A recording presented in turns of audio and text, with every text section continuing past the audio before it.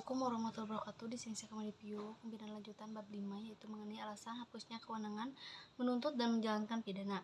Alasan hapusnya kewenangan menuntut yaitu 1. Tidak adanya pengaduan kepada delik aduan.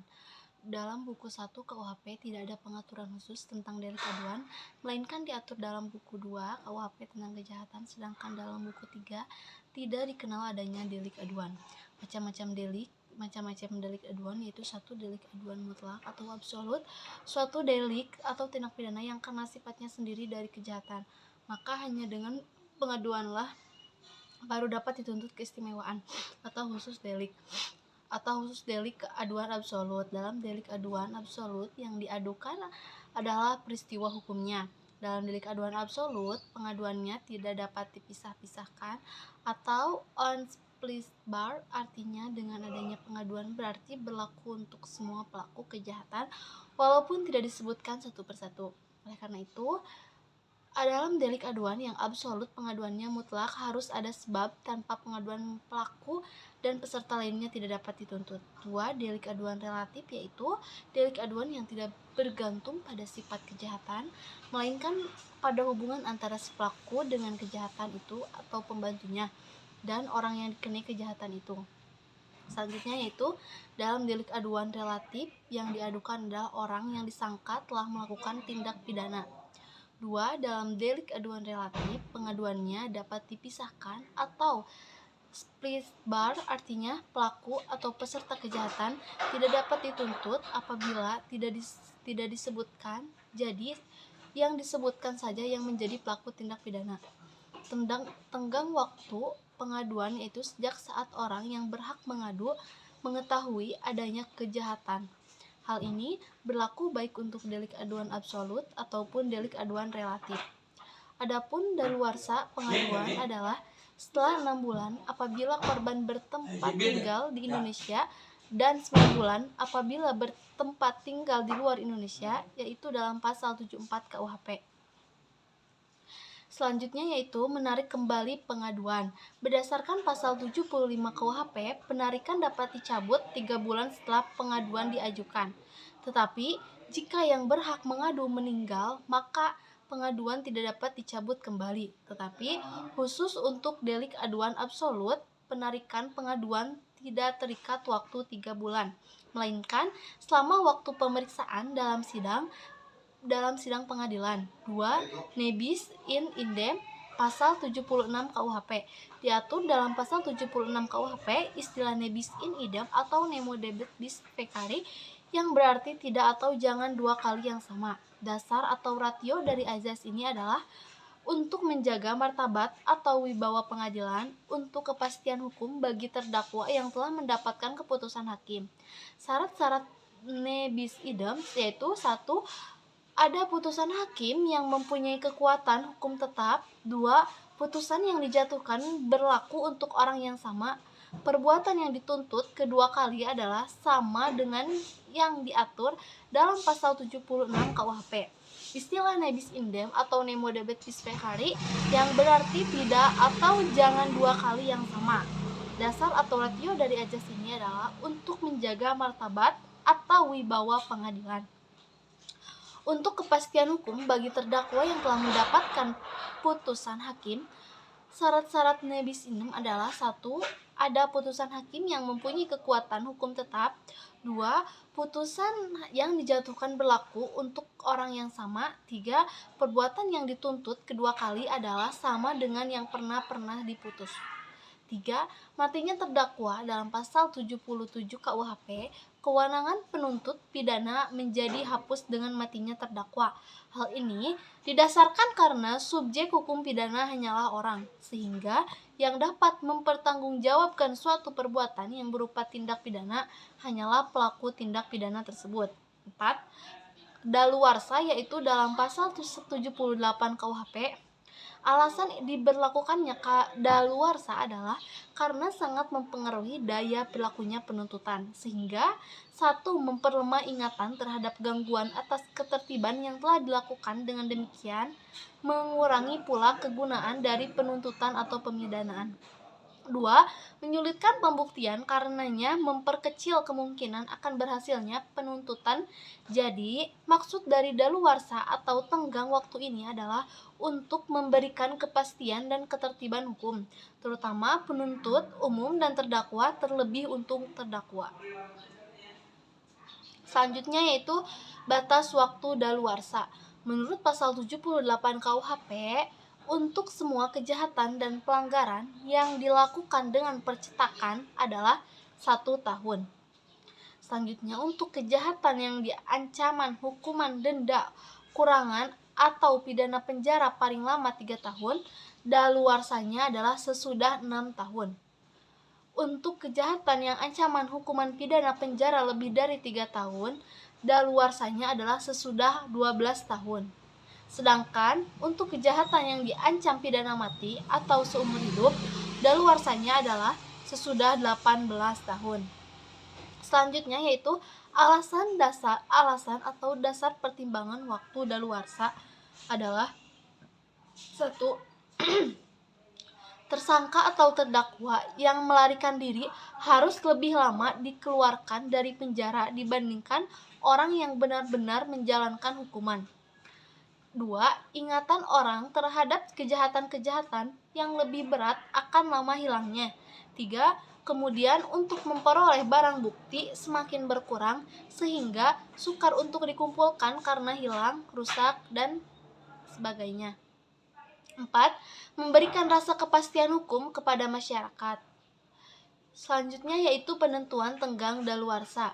Menurut pasal 79 KUHP, dihitung pada hari sesudah perbuatan dilakukan, kecuali untuk satu kejahatan pemalsuan surat atau uang. Dihitung esok harinya sejak kejahatan diketahui. Rasionya adalah untuk menghindari orang yang cerdik pandai akan menggunakan surat setelah batas akhir daluarsa. 2. Perampasan kemerdekaan.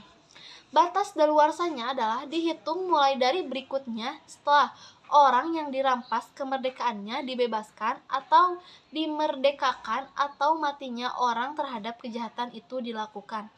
Rasionya adalah apabila tidak ditentukan batas daluarsanya, dikhawatirkan akan habis waktunya sebelum kejahatan diketahui. 3.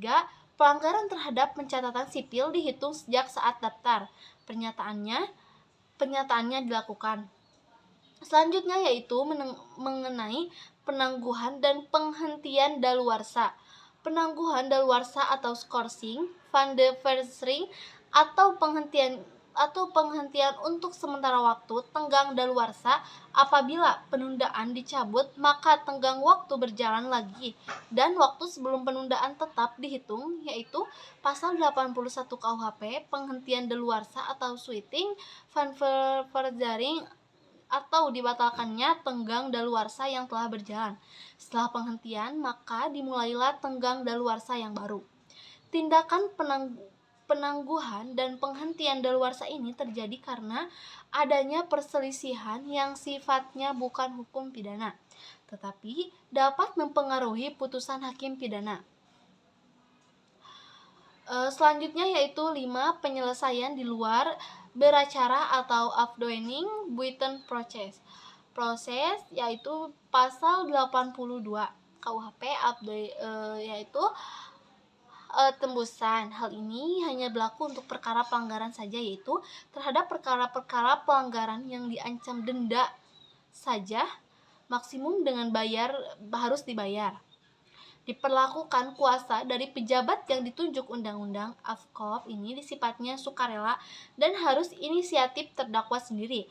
Tidak berlaku untuk tersangka yang berumur di bawah 16 tahun atau anak-anak. Selain AFKOP, dikenal juga adanya lembaga seeking atau denda damai yang berlaku terhadap pelanggaran dalam TP dan tindak pidana fiskal. Asas ini merupakan kewenangan JPU dengan dasar asas opportunité atau demi kepentingan umum. 6. Yaitu adanya abolisi dan amnesti diatur di luar KUHP. Abolisi meniadakan wewenang dari jaksa untuk menuntut hukuman amnesti. Wewenang yang lebih luas yaitu meniadakan wewenang untuk menuntut dan menjalankan eksekusi, baik sebelum baik sebelum ataupun sesudah eksekusi.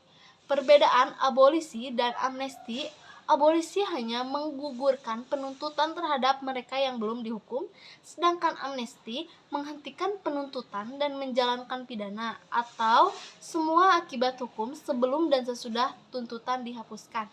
Dalam memberikan abolisi dan amnesti, presiden diberi kuasa undang-undang, artinya presiden tidak perlu meminta persetujuan DPR. Selanjutnya yaitu alasan gugurnya hak untuk melaksanakan hukuman. Dalam KUHP, satu, matinya terpidana yaitu dalam pasal 83, daluarsa pasal 84 sampai 85. B, di luar KUHP, satu, amnesti, dua, gerasi, daluarsa menjalankan pidana hapus apabila 2 tahun mengenai semua tindak pidana pelanggaran, 5 tahun mengenai kejahatan yang dilakukan percetakan, ditambah sepertiga dari lamanya tenggang daluarsa bagi kejahatan-kejahatan lainnya. Pidana mati tidak ada daluarsanya. Selanjutnya yaitu daluarsa menjalankan pidana dihitung esok hari setelah putusan hakim atau vonis dijatuhkan. Jika terhukum melarikan diri selama masa hukuman, maka esok harinya setelah melarikan diri mulai berlaku tenggang daluarsa baru. Tenggang daluarsa tertunda selama menjalankan pidana dan selama terhukum dirampas kemerdekaannya apabila berhubungan dengan tenggang penghukuman lain. Selanjutnya yaitu grasi gratia atau grati adalah tindakan pengampunan dari raja presiden yang merupakan kemurahan hati raja presiden yang berkuasa sehingga terhukum dapat menerima atau menolak grasi. Dewasa ini, grasi berfungsi sebagai koreksi atas keputusan pengadilan untuk mencegah timbulnya ketidakadilan atas tindakan hukum. Selanjutnya itu grasi diatur dalam Undang-Undang Republik Indonesia Nomor 5 Tahun 2010 tentang perubahan atas Undang-Undang Nomor 22 Tahun 2002 tentang grasi tujuan. Dengan grasi tujuan, grasi adalah sebagai koreksi atas keputusan pengadilan dapat dilakukan oleh terhukum atau hakim karena jabatannya. Apabila dalam menjatuhkan putusan terdapat kesalahan atau kehilapan yang dimaksud, kesalahan atau kehilapan adalah apabila hakim salah menerapkan atau menafsirkan peraturan terhadap suatu tindak pidana sehingga akibatnya dalam penerapan sanksi pun salah. Selain itu juga terjadi apabila hakim merasa putusannya kurang adil sehingga putusan atau vonis perlu diperbaiki. Akibat hukum dari adanya grasi, presiden menolak permohonan grasi, berarti terhukum harus menjalankan hukuman seluruhnya. Presiden mengabulkan permohonan grasi, berarti terhukum tidak harus menjalankan hukuman seluruhnya. Presiden mengadakan perubahan hukuman atau komutasi berarti mengadakan perubahan masa hukuman. Misalnya hukuman mati dirubah menjadi hukuman seumur hidup, hukuman penjara menjadi hukuman kurungan, dan lain-lain. Mengurangi hukuman artinya hukuman yang dijatuhi oleh hakim dikurangi sehingga menjadi lebih ringan. Yang terpenting lebih ringan. Itu saja yang bisa saya sampaikan. Mohon maaf bila banyak kesalahan. Assalamualaikum warahmatullahi wabarakatuh.